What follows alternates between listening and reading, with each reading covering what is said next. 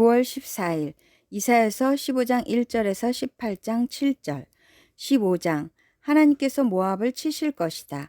이것은 모압을 두고 내리신 엄한 경고의 말씀이다. 알이 망하는 그 밤에 모압이 망한다. 길이 망하는 그 밤에 모압이 망한다. 바잇과 디본 사람들이 산당에 올라가 통곡하고 모압 사람들이 느보와 메드바의 멸망을 보고 통곡한다. 모두 머리를 밀고 수염을 깎는다. 그들이 굵은 배로 허리를 동이고 길거리에 나앉아 울고 지붕 위에 올라가 통곡하며 광장에서도 통곡하니 볼에 눈물이 마를 날이 없다.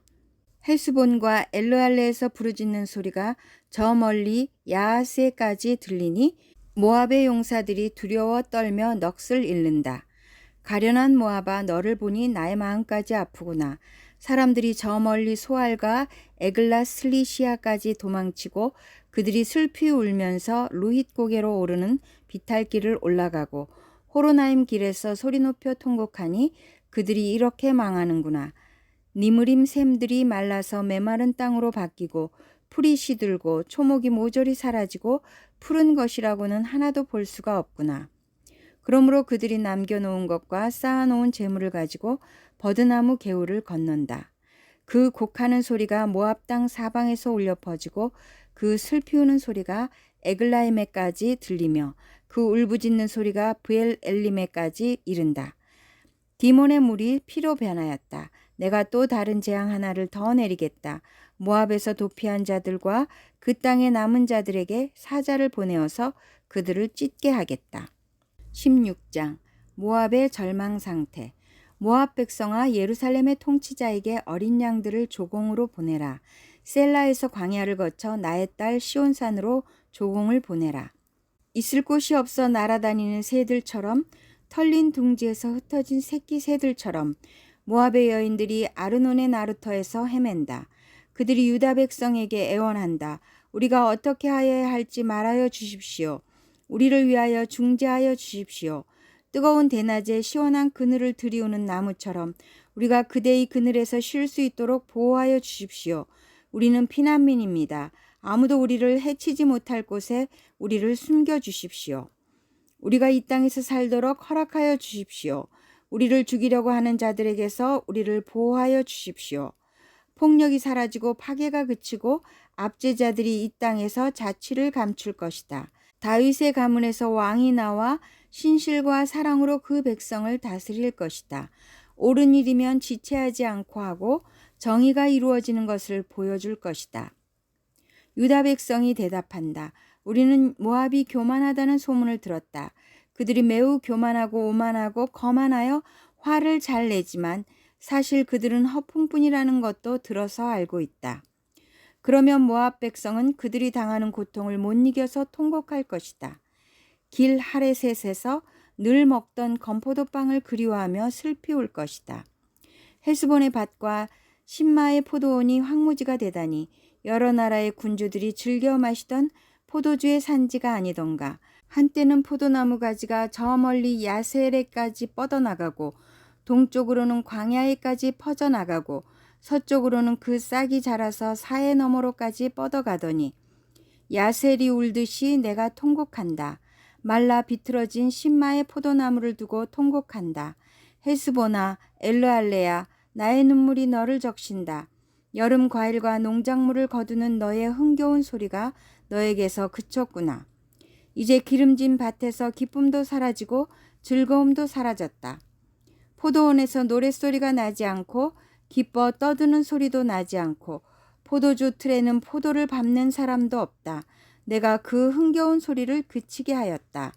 모압을 생각하니 나의 심장이 수금줄이 튀듯 떨리고 길 하레셋을 생각하니 나의 창자가 뒤틀린다. 모압 백성이 산당에 올라가서 제사를 드리고 그 성소에 들어가서 기도해도 아무 소용이 없을 것이다. 이것이 전에 주님께서 모압을 두고 하신 말씀이다. 그러나 이제 주님께서 다시 이렇게 말씀하신다. 3년 기한으로 머슴살이를 하게 된 머슴이 그 횟수를 세듯이 이제 내가 3년을 센다. 3년 안에 모압의 영화가 그 큰 무리와 함께 모두 능욕을 당할 것이며 남은 사람이라야 얼마 되지 않아 보잘것이 없을 것이다. 17장 하나님이 시리아와 이스라엘을 치시리라. 이것은 다마스쿠스를 두고 하신 엄한 경고의 말씀이다. 다마스쿠스는 성읍 축에도 들지 못하고 허물어진 무더기가 될 것이다. 또한 아로엘의 성읍들이 황무지가 될 것이다. 그 성읍들은 양떼의 차지가 되며 양떼가 누워도 그들을 놀라게 할 자가 하나도 없을 것이다. 에브라임은 무방비 상태가 되고 다마스쿠스는 주권을 잃을 것이다. 이스라엘 자손에게서 영광이 사라지듯이 시리아의 남은 백성도 수치를 당할 것이다. 만군의 주님께서 하신 말씀이다. 그날이 오면 야곱의 영화가 시들고 건강하던 몸이 야윌 것이다. 그들은 곡식을 거두고 난 텅 빈 들처럼 될 것이다. 곡식을 거두는 자가 곡식을 다 거두어 버린 그 들판, 사람들이 이삭마저 다 줍고 내버린 그 들판, 이삭을 다 줍고 난 르바임 들판처럼 될 것이다. 그들은 열매를 따고 난 올리브나무처럼 될 것이다. 마치 올리브나무를 흔들 때 가장 높은 가지에 있는 두세 개의 열매나 무성한 나무의 가장 먼 가지에 남은 네다섯 개의 열매와 같이 될 것이다. 주 이스라엘의 하나님께서 하신 말씀이다. 그날이 오면 사람들은 자기들을 지으신 분에게 눈길을 돌리고 이스라엘의 거룩하신 분을 바라볼 것이다. 자기들의 손으로 만든 제단들은 거들떠보지도 않고 자기들의 손가락으로 만든 아세라 상들과 태양신상은 생각도 하지 않을 것이다. 그날이 오면 그 견고한 성읍들이 폐허가 될 것이다. 마치 이스라엘 자손 앞에서 도망친 히위족과 아모리족의 성읍들처럼 황폐하게 될 것이다. 이스라엘아, 내가 하나님 너의 구원자를 잊어버리고 내가 피할 견고한 반석을 기억하지 않고 이방신을 섬기려고 이방의 묘목으로 신성한 동산을 만들었구나. 나무를 심는 그날로 내가 울타리를 두르고 그 다음날 아침에 내가 심은 씨에서 싹이 났다 하여도 네가 그것을 거두어 들일 무렵에는 흉작이 되어 너의 슬픔이 클 것이다. 적국이 멸망하다. 가련하다. 저 많은 민족의 요란한 소리가 마치 바다에 파도 치는 소리처럼 요란하고 많은 백성들이 몰려오는 소리가 마치 거대한 물결이 밀려오는 소리 같구나. 비록 많은 백성이 거대한 물결이 밀려오는 것 같이 소리를 내어도 주님께서 그들을 꾸짖으시리니 그들이 멀리 도망칠 것이다. 그들은 산에서 바람에 흩어지는 겨와 같고 폭풍 앞에 흩날리는 티끌과 같을 것이다. 그들이 저녁 때에 두려운 일을 당하고 아침이 오기 전에 사라질 것이니 이것이 바로 우리를 노력한 자가 받을 몫이고 우리를 약탈한 자가 받을 마땅한 값이다. 18장. 하나님께서 에디오피아를 벌하실 것이다. 에디오피아의 강 건너편 벌레들이 날개치는 소리가 나는 땅에 재앙이 닥칠 것이다. 그들이 갈대 배를 물에 띄우고 백길로 사절단을 보낸다. 너희 민첩한 사절들아, 가거라. 강물이 여러 갈래로 나뉘어 흐르는 땅으로 가거라. 거기에 사는 민족, 곧 키가 매우 크고 근육이 매끄러운 백성, 멀리서도 두려움을 주고 적을 짓밟는 강대국 백성에게로 가거라. 이 세상 사람들아, 땅에 사는 주민들아, 산 위에 깃발이 세워지면 너희가 보게 되고 또 나팔 소리가 나면 너희가 듣게 될 것이다. 주님께서 나에게 이렇게 말씀하신다. 내가 나의 처소에서 조용히 내려다보겠다. 추수철 더운 밤에 이슬이 조용히 내려앉듯이 한여름 폭염 속에서 뙤약볕이 고요히 내리쬐듯이 곡식을 거두기 전에 꽃이 지고 신포도가 연글 때 주님께서 연한 가지들을 낫으로 자르시고 뻗은 가지들을 찍어버리실 것이다. 산의 독수리들과 땅의 짐승들이 배불리 먹도록 그것들을 버려두실 것이니 독수리가 그것으로 여름을 나고 땅의 모든 짐승이 그것으로 겨울을 날 것이다. 그때 만군의 주님께서 예물을 받으실 것이다. 강물이 여러 갈래로 나뉘어 흐르는 땅, 거기에 사는 민족, 곧 키가 매우 크고 근육이 매끄러운 백성, 멀리서도 두려움을 주고 적을 짓밟는 강대국 백성이 만군의 주님께 드릴 예물을 가지고 만군의 주님의 이름으로 일컫는 곧 시온산으로 올 것이다. 갈라디아서 1장 1절에서 24절. 1장 인사. 사람들이 시켜서 사도가 된 것도 아니요 사람이 맡겨서 사도가 된 것도 아니요 예수 그리스도께서 그리고 그분을 죽은 사람들 가운데서 살리신 하나님 아버지께서 임명하심으로써 사도가 된 나 바울이 나와 함께 있는 모든 믿음의 식구들과 더불어 갈라디아에 있는 여러 교회에 이 편지를 씁니다. 우리 아버지 하나님과 주 예수 그리스도께서 내려주시는 은혜와 평화가 여러분에게 있기를 빕니다. 예수 그리스도께서는 하나님 우리 아버지의 뜻을 따라 우리를 이 악한 세대에서 건져주시려고 우리의 죄를 대속하기 위하여 자기 몸을 바치셨습니다. 하나님께 영광이 영원무궁하도록 있기를 빕니다. 아멘. 다른 복음은 없다. 여러분을 그리스도의 은혜 안으로 불러주신 분에게서 여러분이 그렇게도 빨리 떠나 다른 복음으로 넘어가는 데는 나는 놀라지 않을 수 없습니다. 실제로 다른 복음이 있는 것은 아닙니다. 다만 몇몇 사람이 여러분을 교란시켜서 그리스도의 복음을 왜곡시키려고 하는 것뿐입니다. 그러나 우리들이나 또는 하늘에서 온 천사일지라도 우리가 여러분에게 전한 것과 다른 복음을 여러분에게 전한다면 마땅히 저주를 받아야 합니다. 우리가 전에도 말하였지만 이제 다시 말합니다. 여러분이 이미 받은 것과 다른 복음을 여러분에게 전하는 사람이 있다면 그가 누구이든지 저주를 받아야 마땅합니다. 내가 지금 사람들의 마음을 기쁘게 하려고 하고 있습니까? 아니면 하나님의 마음을 기쁘게 해드리려 하고 있습니까? 아니면 사람의 환심을 사려고 하고 있습니까? 내가 아직도 사람의 환심을 사려고 하고 있다면 나는 그리스도의 종이 아닙니다.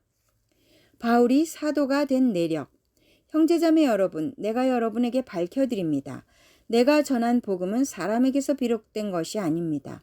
그 복음은 내가 사람에게서 받은 것도 아니요 배운 것도 아니요 예수 그리스도의 나타나심으로 받은 것입니다. 내가 전에 유대교에 있을 적에 한 행위가 어떠하였는가를 여러분이 이미 들은 줄 압니다. 나는 하나님의 교회를 몹시 박해하였고 또 아주 없애버리려고 하였습니다. 나는 내 동족 가운데서 나와 나이가 같은 또래의 많은 사람보다 유대교 신앙에 앞서 있었으며 내 조상들의 전통을 지키는 일에도 훨씬 더 열성이었습니다. 그러나 나를 모태로부터 따로 세우시고 은혜로 불러주신 하나님께서 그 아들을 이방 사람에게 전하게 하시려고 그를 나에게 기꺼이 나타내 보이셨습니다. 그때 나는 사람들과 의논하지 않았고 또 나보다 먼저 사도가 된 사람들을 만나려고 예루살렘으로 올라가지도 않았습니다. 나는 곧바로 아라비아로 갔다가 다마스쿠스로 되돌아갔습니다. 3년 뒤에 나는 게바를 만나려고 예루살렘으로 올라갔습니다. 나는 그와 함께 보름 동안을 지냈습니다.